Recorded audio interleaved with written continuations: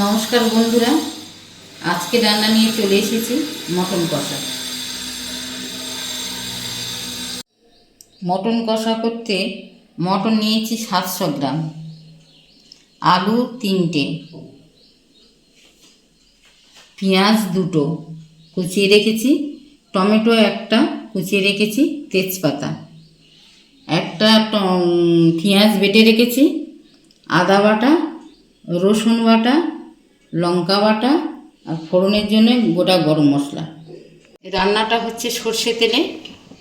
তেল গরম হয়ে গেছে, আলুটা এবার আমি ভেজে নেব।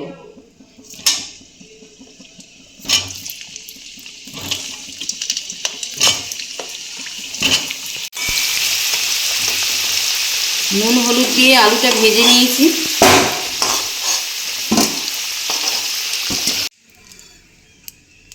গরম মশলা ফোড়ন দিচ্ছি। এবার পেঁয়াজ দিচ্ছি, পেঁয়াজটা ভেজে নেব।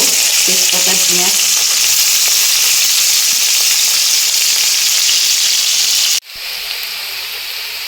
পেঁয়াজ ভাজা হয়ে গেছে। এবার আমি টমেটোটা দিচ্ছি, এটা একটু ভেজে নেব। আবার রসুন বাটা দিয়ে দিলাম,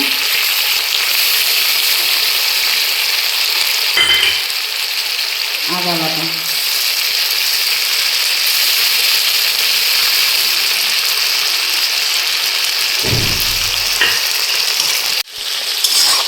এবার একটু ভেজে নেব এটা।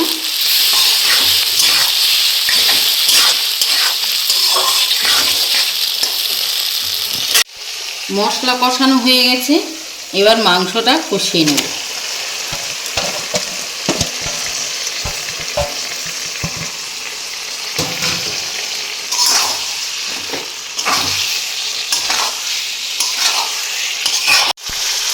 মাংস কষানো হয়ে গেছে, এবার ওর সঙ্গে আলুটা আমি দিয়ে দিচ্ছি।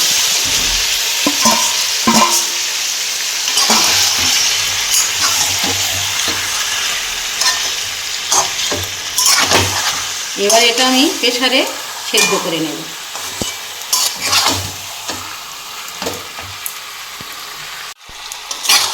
জল দিচ্ছি,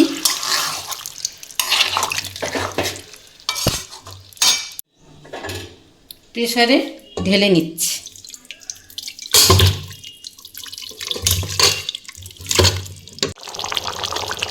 প্রেসার কুকারে সেদ্ধ করে নিয়ে আমি কড়াইতে ঢেলে দিয়েছি। গরম মশলা গুঁড়ো আর বাটা লঙ্কা দিয়েছি, ফুটছে, আমার রান্না রেডি। মটন কষা আমার রেডি। খুব অল্প মশলায় আমি রান্না করেছি, আপনারা দেখলে বুঝতে পারবেন। আপনারা বাড়িতে রান্না করে খান, কেমন লাগলো সেটা আপনাদের মতামত আমাদের জানাবেন।